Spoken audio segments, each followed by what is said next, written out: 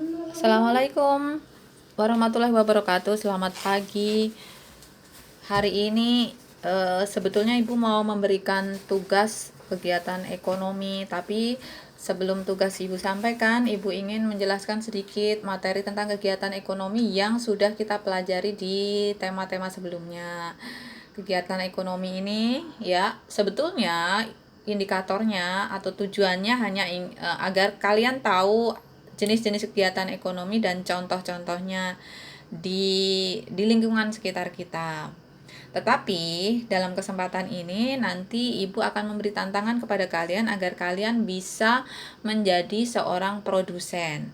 Nah, meskipun target di sini hanya belajar tentang produksi, konsumsi, distribusi, dan latihan. Nah, ini Ibu concern ke tantangannya. Kalian masih ingat kan apa itu konsumsi? Konsumsi itu adalah kegiatan menggunakan atau menghabiskan barang dan jasa untuk memenuhi kebutuhan. Kita minum jus, itu kita melakukan kegiatan konsumsi. Kita mencuci tangan, itu kita melakukan kegiatan konsumsi. Konsumsi apa? Konsumsi sabun sama air. Bukan berarti konsumsi itu kita makan ya, tapi kita pakai, kita gunakan, kita habiskan. Mandi itu kita melakukan kegiatan konsumsi. Konsumsinya apa? Ya air, sabun, sampo, odol, sikat gigi, itu semuanya kita habiskan, kita pakai, kita gunakan, ya. Makan buah otomatis ya kita melakukan konsumsi. Buah-buah itu kita makan. Kemudian membeli bensin, ya itu kegiatan konsumsi. Baik, berikutnya produksi. Produksi itu adalah kegiatan menghasilkan barang atau jasa untuk memenuhi kebutuhan. Pembuat tas, dia itu adalah melakukan kegiatan di mana dia menghasilkan barang. Barangnya apa? Tas. Membuat helm berarti dia menghasilkan barang. Barangnya apa? Helm. Membuat tahu, membuat gerabah, membuat tempe, itu yang menghasilkan barang. Tapi ada juga produksi yang menghasilkan jasa. Contohnya apa? Montir itu adalah menghasilkan jasa-jasa memperbaiki motor atau mobil. Kemudian salon itu jasa, menghasilkan jasa. Jasanya mungkin mempercantik diri, motong rambut, ngeriting, dan lain sebagainya. Kemudian dokter itu menghasilkan jasa pengobatan dan tindakan medis. Kemudian guru itu juga menghasilkan jasanya apa? Memberikan ilmu, mendidik, ya, menasehati, memberikan nilai-nilai kebaikan. Ya, itu tadi kegiatan produksi. Kemudian distribusi itu kegiatan menyalurkan barang dari produsen ke konsumen. Yang menyalurkan barang itu namanya distributor, ya. Kegiatan menyalurkan barangnya inilah yang disebut distribusi. Contohnya apa? Pedagang itu kan menyalurkan barang dari produsen ke konsumen, dari tempat dia ngambil barang ke pembelinya. Nih, itu pedagang. Agen, eceran, ya, pengirim barang atau apa itu? Aduh, Ibu lupa namanya deh. Oke, itu kegiatan distribusi. Nah, dari sini kamu bisa menjawab soal-soal ini ya. Nomor 1, untuk latihan aja, tidak harus dikirim ke Bunila. Kegiatan makan dan minum merupakan kegiatan apa?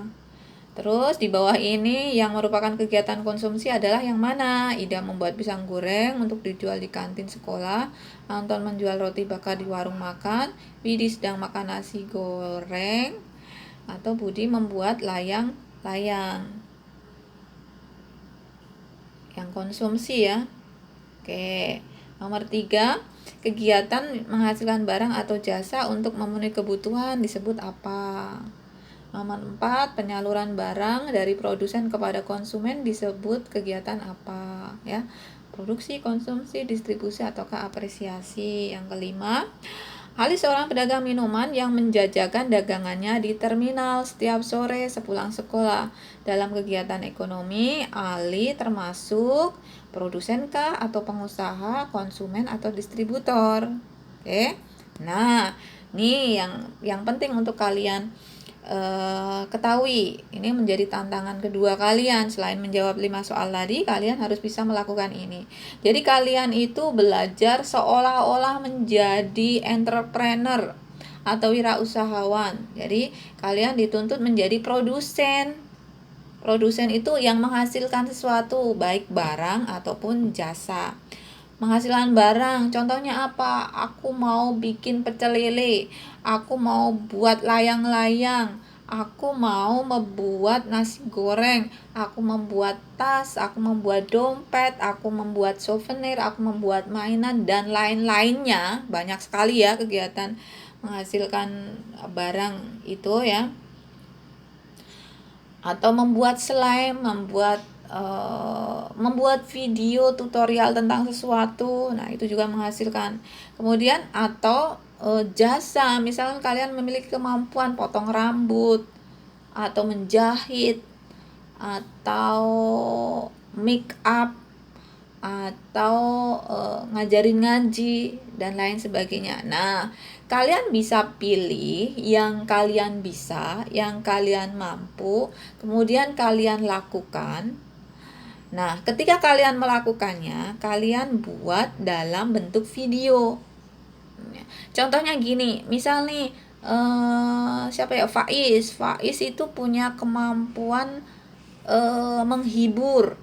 Dia bisa bermain alat musik. Nah, kegiatan menghibur ini adalah merupakan suatu kegiatan produksi yang menghasilkan jasanya menghibur. Tapi jangan pernah loh kalian bercita-cita jadi pengamen jalanan ya. Oke. Nah, bisa ketika dia melakukan kegiatan main musik untuk tujuan menghibur ya, kemudian dibuat videonya nanti dikirim ke Bunila. Contoh lain lagi, misal siapa kemarin ya, Kirana, ibu lihat di status WA-nya, Kirana membuat manisan, dia ambil dia taunya dari YouTube. Nah, ini bisa dia lakukan. Nah, dia ketika melakukan kegiatan membuat manisan itu dia videokan ya, kemudian videonya dikirim ke Bunila. Jadi seolah-olah kita berangan-angan ya, bercita-cita sebagai contoh Kirana bercita-cita menjadi produsen manisan gitu. Nah, kalian mencoba membuat manisannya, divideokan dan videonya dikirim ke Bunila. Atau contoh lain lagi, misalkan siapa nih punya kemampuan mengajarin ngaji, yang nanti ngaji ini akan dijadikan profesi kalian, mengajari ngaji ini jadi ustadz ya, misalkan yang nanti menjadi profesi kalian.